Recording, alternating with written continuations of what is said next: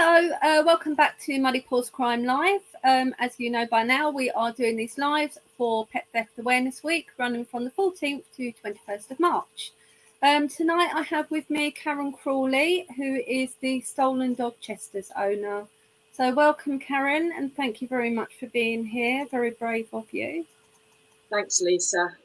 No problem. Okay, so for everybody watching now or watching the video for the future that doesn't know about Chester, can you tell us a little bit about his breed, his age when he went missing, and obviously now, and where he went missing from? Yeah, so Chester is a male Cocker Spaniel, show type Cocker Spaniel. He was 8 years old when he went missing, and now will have just turned 9. So he's an older dog. He went missing from Pevensey Road open space, which is a kind of a heathlandy piece of land near the Southwest Middlesex crematorium. It's sort of behind that. And it's in the borough of Hounslow in London. It's quite near to Feltham and Hanworth. So that's where he went missing from on the 4th of March 2021. 2021. Okay, so obviously I know it's quite a long time ago now, but for anyone watching that walks their dogs in that area, if you can try and think back to any unusual activity around that time, or if you found a dog, which is of course theft by finding, but the main thing for Karen is that she gets some information. You won't get in trouble as long as she gets Chester back, basically. You know, he needs to be home. So is Chester microchipped, Karen? Yes, he is microchipped and registered in my name. So if he was taken to a vet and scanned, it would come. My details would come up when the chip number was checked on the databases. And I do ask this to every owner, I guess, that you do check the database regularly. I do, yes. Yeah. Okay. We do recommend once a week, just to make sure all your details are up to date. If he is scanned, maybe we have come across where the database people haven't contacted the owner, so we always say just keep checking. That's what they're there to do, provide a service. So did you inform the police, Karen, and did you find them helpful at all? So I did inform the police on the day he went missing. Unfortunately, because at that moment in time I thought that he was a missing dog, their response was, "We don't deal with lost property." And those were the exact words, which was absolutely a stab in the heart, because Chester's not property. He's part of my family. And to be that callous and cold, I mean, they could have said, "We don't deal with missing dogs." But to say we don't deal with lost property, with all the stress and the emotion that was happening on that day, it was horrific. Yeah, I mean, it's not all forces, but a lot of them do need to be more compassionate and realise that pets are our family. They're not an object. You know, you do generally find that police officers, if they do have animals themselves or are dog lovers, are a little bit more compassionate. But, you know, at the end of the day, they're there to do a job. They're there to provide a service for the public, and they need to, you know, be addressing people's emotions. I mean, it's just beyond awful. You're losing a family member. You know, it isn't just a dog; it's a family member. What happened, if I could just but add to that a little bit. So after 2 weeks had passed, and we'd posted, we'd knocked on doors, we'd searched, you know, how many steps on the stepwatch that me and my friends and family did over those first couple of weeks. Thousands and thousands and thousands, covering the ground, because thinking that he was just lost, but with no sighting at all. I then contacted the police a second time 2 weeks after he'd gone missing, and at that time they allowed me to register him as presumed stolen, because there had been no sightings at all. and therefore it's assumed that someone had taken him, and he was therefore out of sight. And at that point, I got a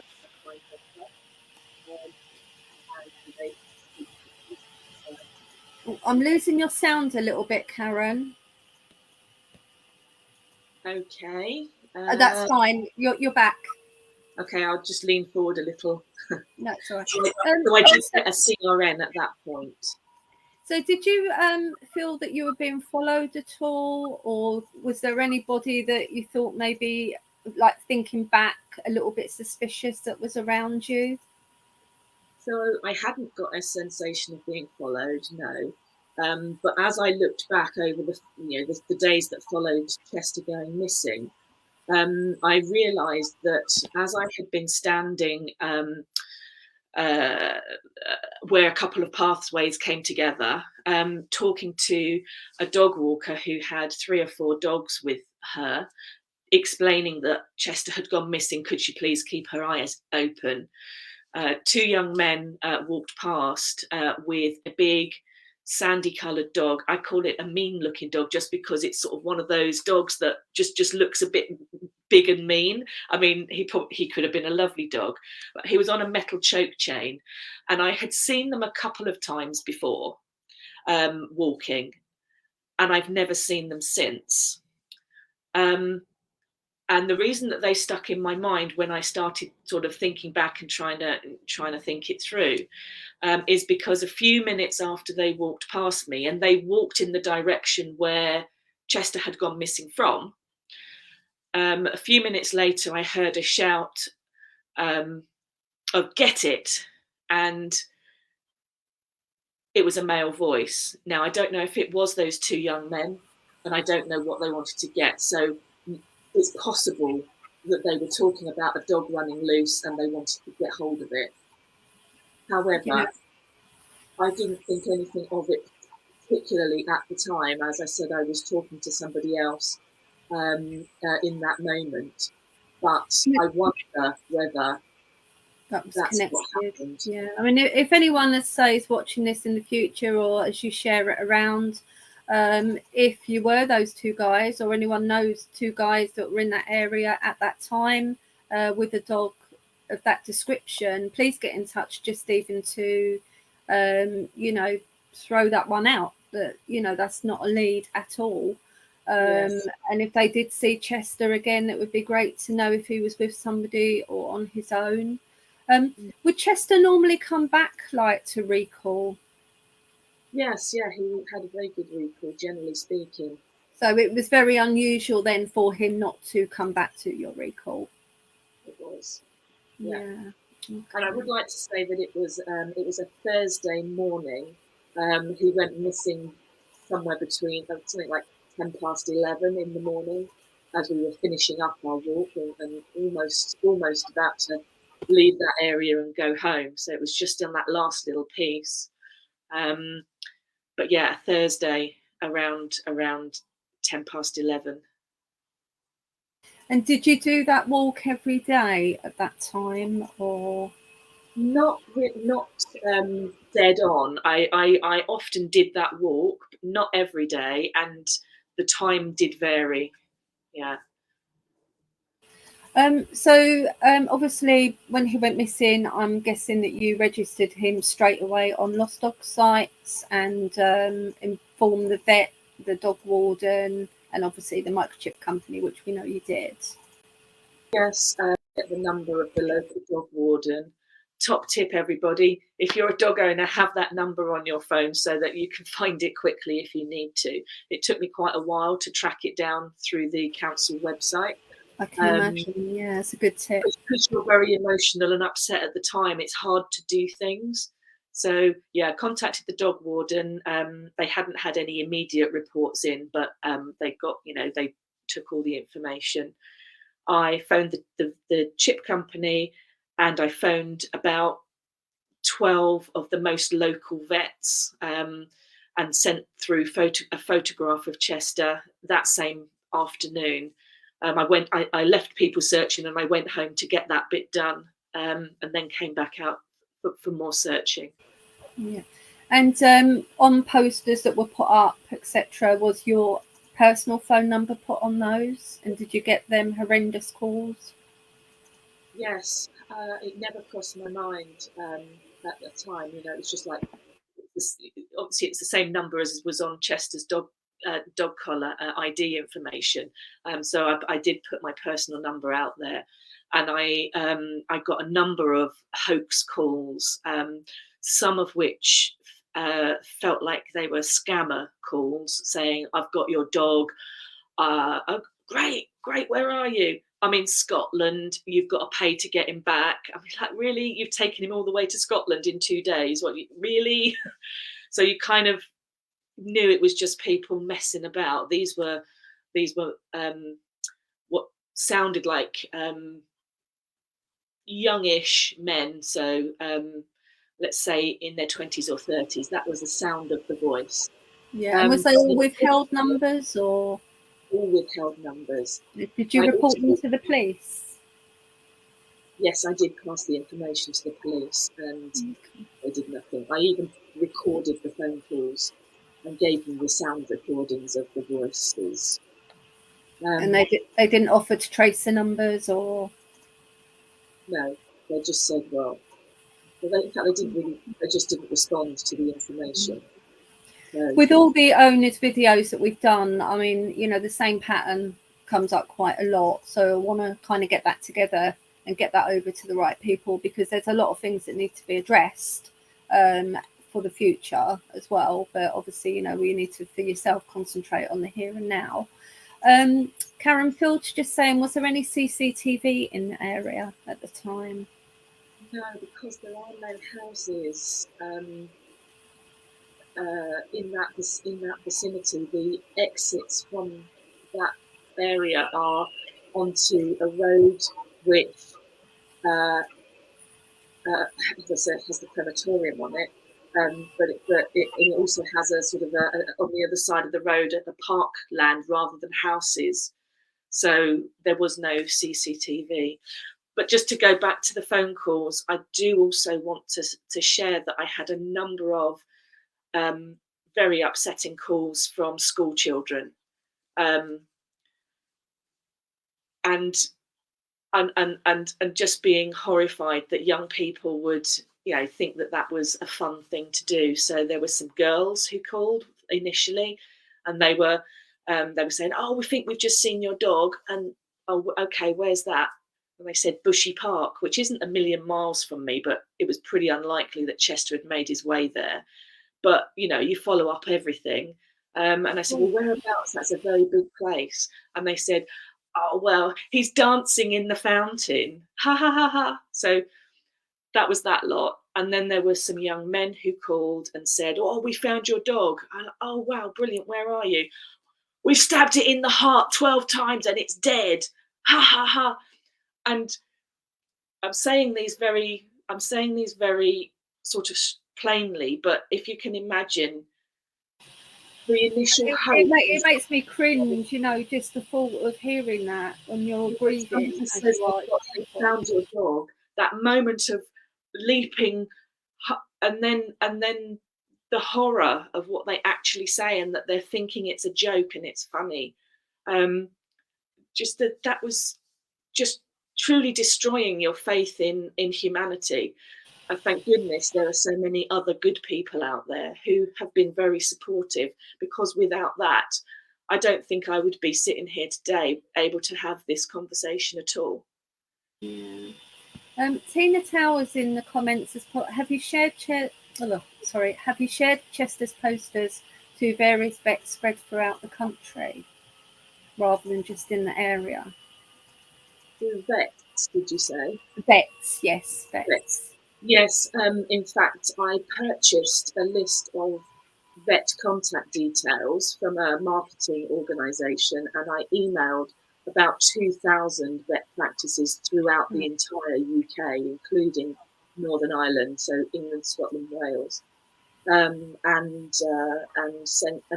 attached a poster to the email. And in the email, I said, "Please check your records, see whether the chip number, you know, has come through your doors, you know, just in case, you know, they looked it up and didn't find me, but they've got the chip number, and I've got some good traction in terms of their, responding to me. That's all right. You're okay. Take your time. Take your time, Karen.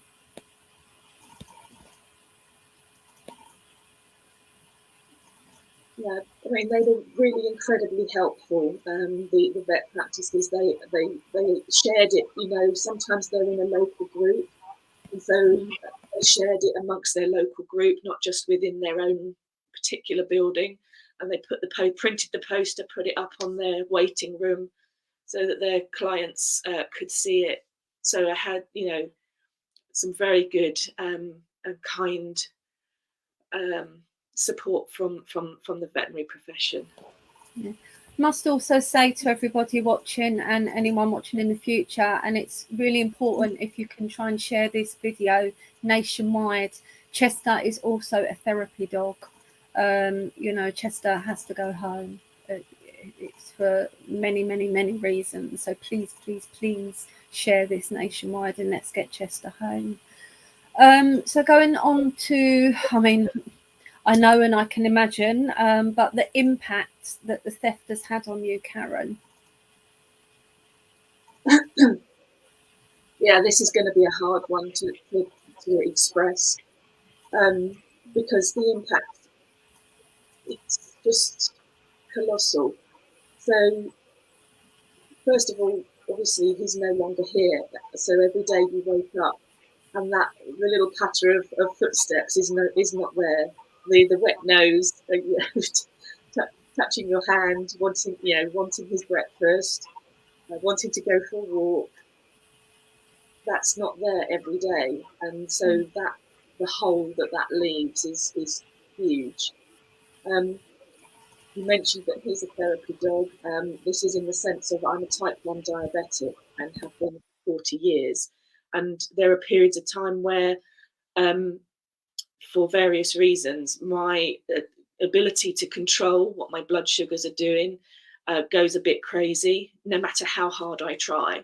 And this can mean that it can plummet very suddenly without warning. And when you go to really low blood sugar levels, it has a really dangerous impact on your body. So you can't control your movements. You can be mistaken for being drunk if people do see you. But if it goes really bad, then you can't move at all, which means that you can't speak either because you can't coordinate. So the lights are on, your brain is working, but you can't deliver on those things that you've got to do. You can't reach out and get the glucose tablets to give you a quick boost to bring that level up. And Chester used to recognise that, didn't he? He did. So Chester would recognise that and come and sit on my feet and whine at me until I'm like, what? And then eventually, and he would just keep. And as soon as he was doing that, I knew that means your blood sugar's dropping. You need to go and take action now before it's too late. And so he saved me from that bad experience many times over. But actually, what was really important was the knowledge that he had my back. He was looking out for me like a little guardian. And so I don't have that anymore. So, I'm on my own. And yes, okay, I can manage that. But you haven't got that help, that support, that safety net.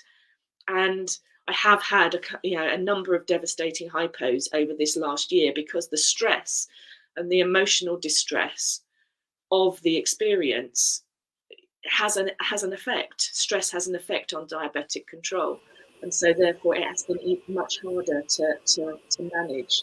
So sorry. Please, as I've already said, but please just share this everywhere to get Chester home.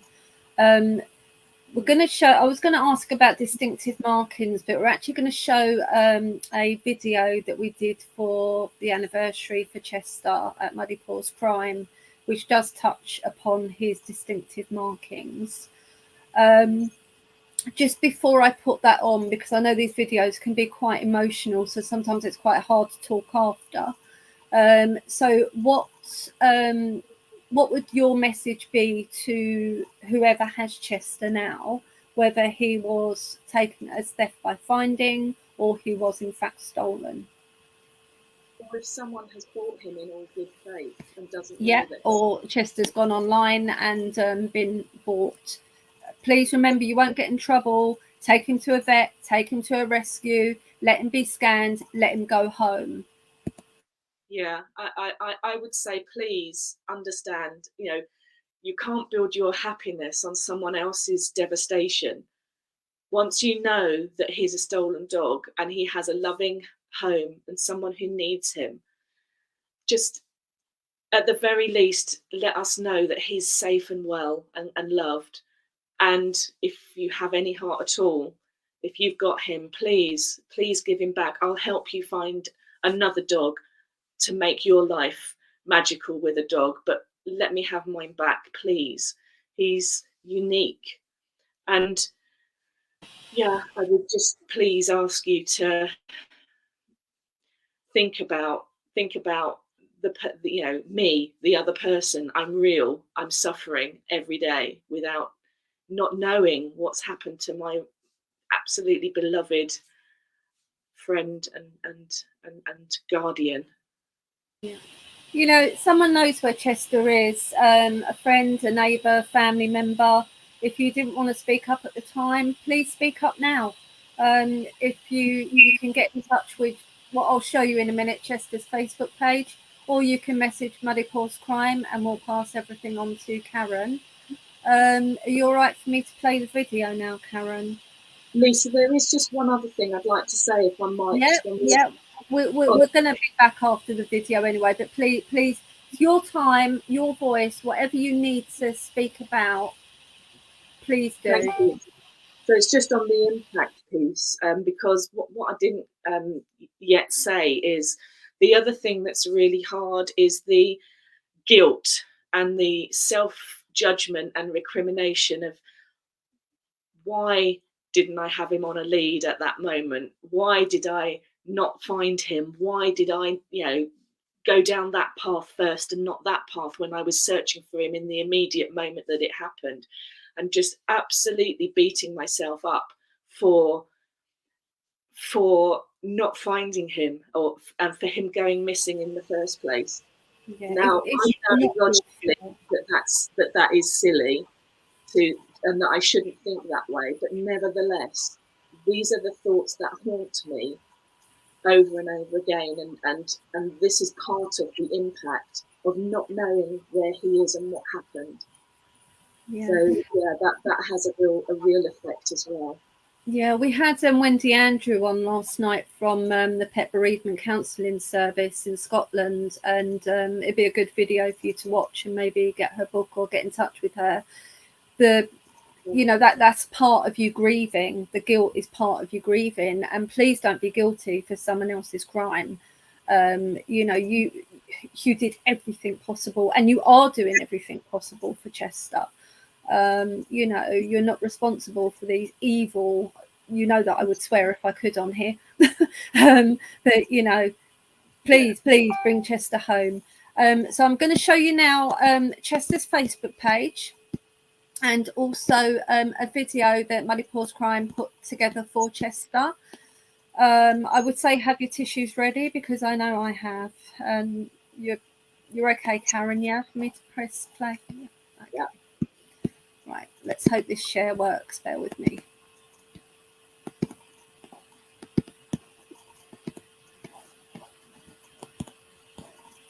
So this is Chester's Facebook page, Stolen Chester Alert Dog Hounslow TW13. The link has already been put into the comments.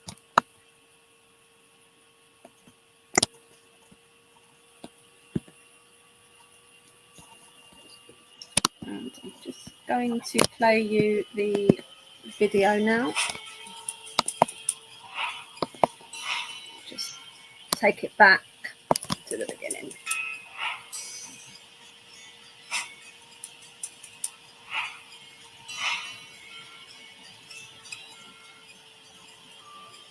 4th of March 2021, my Cocker Spaniel Chester, who was 8 years old at the time, went missing on our regular walk. He ran ahead around a corner, and that's the last time he was seen. This was our regular walk at Pevensey Road Open Space, which is in the borough of Hounslow in London. It's quite near to Feltham and Hanworth. There were lots of people around that day, and I tried to speak to everybody. Nobody had even seen him. Dog strangers vanish into thin air. There were 2 young men with a big sandy-coloured, mean-looking dog on a metal choke chain that went past me when I was talking to somebody else, telling them about Chester being missing. And about 5 minutes later, I heard a shout of, "Get it!" Now, I don't know if that was them. I don't know what the it was that they wanted to get. It could have been Chester. It's certainly a possibility, and nobody recognises the description, and I've certainly never seen those people again. Did they find Chester and take him? I don't know.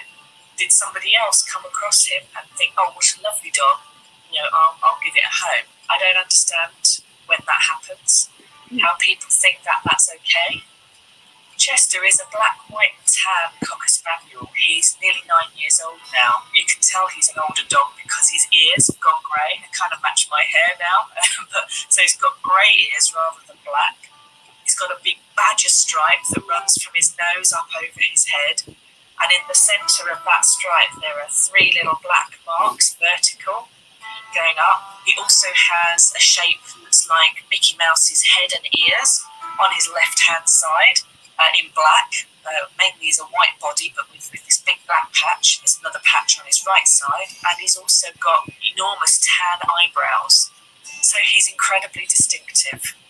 Things that make me laugh. We used to do this thing when we would play ball, and he would go and fetch the tennis ball and bring it back, and he would trot along with a real swagger, like, "Hey, I've got the tennis ball," and then you'd go to ask him to drop it, and he would go like that, just drop his shoulder and dodge out of the way. And he's like, "Nope, you're not having it yet." And this was a game that he used to play. Used to make me smile. It's quite hard to recall that. I really miss him. High five, Chester. This one. Yes.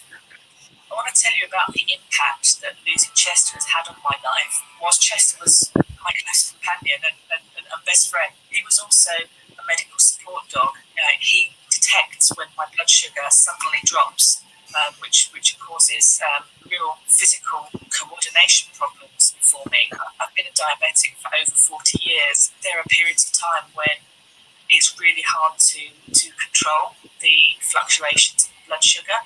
And having Chester there who's able to detect it and give me warning so that I'm able to correct the situation before it develops, that was a life-changing thing to have. Now he's gone, of course, I don't have that support.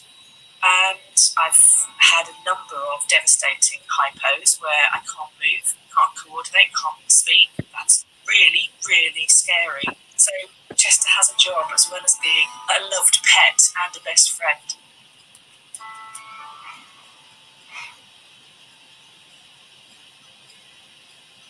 I'm begging you, please, have a think about what happens to the person left behind if you take in a dog with all good intention. It's a stray dog, it needs a home. I can understand how that can happen. But please, check. Take that dog to a vet. Get the chip scanned. Get the vet to look it up on the database to see whether that dog belongs to somebody, whether there's a family that's devastated, left behind. Because I can tell you, crying yourself to sleep every night for a year, struggling with the not knowing, it's no way to live. It's really difficult. Jessie, shake. Oh, good shake. I'd like to just share how it feels to have a missing dog coming up for a year. Part of me is utterly heartbroken. I mean, just devastated. The sadness, the loneliness. And another part of me is raging that someone may have taken him and kept him for themselves without any consideration for two pieces go backwards and forwards. You know, it's really difficult to live with, and it's the not knowing that's the hardest thing of all. So I would just ask from the bottom of my heart, if you know something, if you know where Chester is or what happened to him, please reach out and let me know. Just to know that he's okay would be amazing. To actually have him back with me, that would transform my life. Please do this.